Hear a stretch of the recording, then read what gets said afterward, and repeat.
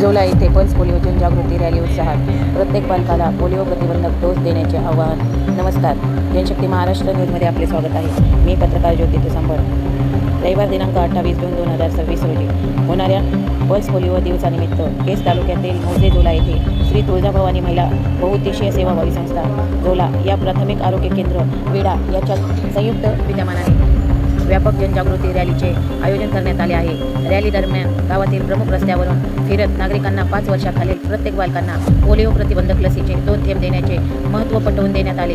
2 थेंब जीवनाचे, पोलिओ मुक्त भारतासाठी प्रत्येक बालकाला लस द्या अशा घोषणेने परिसर दणदणावून गेला. तसेच बालकांनी कोणतेही मूल लसीकरणापासून वंचित राहणार नाही याची दक्षता घ्यावी असे आवाहन करण्यात आले. यावेळी सामाजिक कार्यकर्ते तथा श्री तुळजाभवानी महिला बहुउद्देशीय सेवाभावी संस्थेच्या सचिव सौ आशाताई बाजीराव ढाकणे यांनी पोलिओ निर्मूलनासाठी जनजागृती आणि 100% लसीकरण हे अत्यंत महत्त्वाचे असून प्रत्येक नागरिकांनी या राष्ट्रीय आरोग्य अभियानात सक्रिय सहभाग घ्यावा असे आवाहन केले.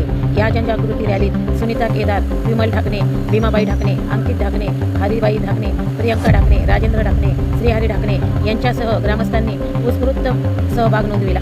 या प्रकरणामुळे गावात पल्स पोलिओ मोहिमेबाबत जनजागृती निर्माण झाली असून प्रत्येक बालकाला पोलिओ प्रतिबंधक डोस मिळावा हा संदेश प्रभावीपणे नागरिकांपर्यंत पोहोचविला. असेच पुढील अपडेटसाठी जनशक्ती महाराष्ट्र न्यूज या डिजिटल मीडिया पेजला सबस्क्राईब करा, शेअर करा, लाईक करा, बेल आयकॉन दाबायला विसरू नका. धन्यवाद.